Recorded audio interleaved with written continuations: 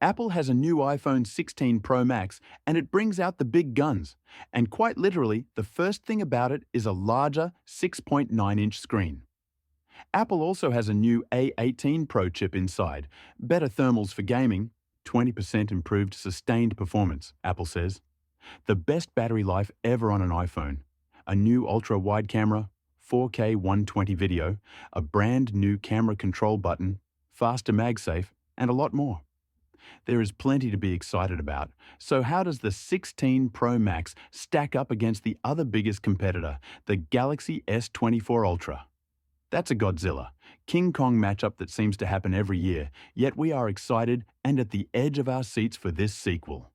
Design and size. As usual, the iPhone does not change much about its looks. We have the same rectangular shape with soft corners, flat sides with a bevel, and yes, a dynamic island pill-shaped cutout in the display, exactly where the selfie camera and Face ID sensors sit. There is also an even thinner bezel and the screen grows to 6.9 inches in diagonal, ever so slightly larger than the Galaxy S24 Ultra's 6.8-inch panel. But it's not just bezel magic. The dimensions of the iPhone 16 Pro Max also change slightly, to 163mm by 77.6mm, whereas the Galaxy S24 Ultra is 162.3 by 79. So yes, the Galaxy is wider, which helps with S Pen writing. The big difference between these two, however, is reflectivity. The Galaxy comes with a special anti-reflective coating that obliterates most reflections, and this helps immensely to see the screen easily outdoors. The iPhone does not have that feature, which is a bummer. Digging deeper, reports say that the iPhone 16 Pro models use M14 OLED panels, the newest generation of OLED, which are more efficient and have greater longevity for individual pixels. Samsung's S24 Ultra supposedly uses M13 OLEDs. These specs are a bit deeper and not really talked about officially, so do take this with a grain of salt. Performance and software.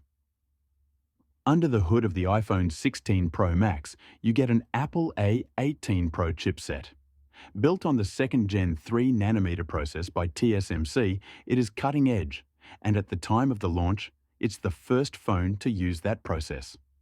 The Qualcomm Snapdragon 8 Gen 3 inside the Galaxy S24 Ultra is also a stellar performer, capable of standing toe-to-toe versus Apple's Silicon, especially considering that it takes a bit more stressing to make it throttle. The race these days is for the best AI performance, so we will be curious to compare these two chips in AI tasks, so stay tuned for that over the next couple of weeks. Camera dot. This year, with the 16 Pro Max, Apple is upgrading the ultra-wide camera to a 48-megapixel sensor. Additionally, Apple has a new lens coating to deal with the lens flare that has become kind of a meme over the past 4 years. Especially night shots are often dotted with small flares of light, captured and bouncing between the phone's multi-layer lenses. We are yet to test that in more detail. The Galaxy S24 Ultra, on the other hand, has a 200-megapixel main camera. The ISOCELL HP2SX sensor, which has 0.7 micrometers pixels, but merges them in clusters of 16 when taking photos by default.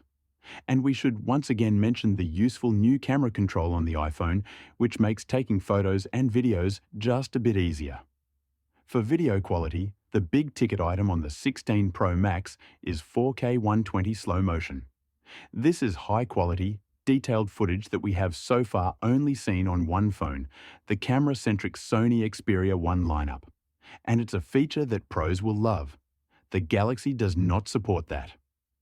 Another great addition is 4 studio-quality mics on the 16 Pro Max, which should help you get crisper vocals and overall audio in your footage.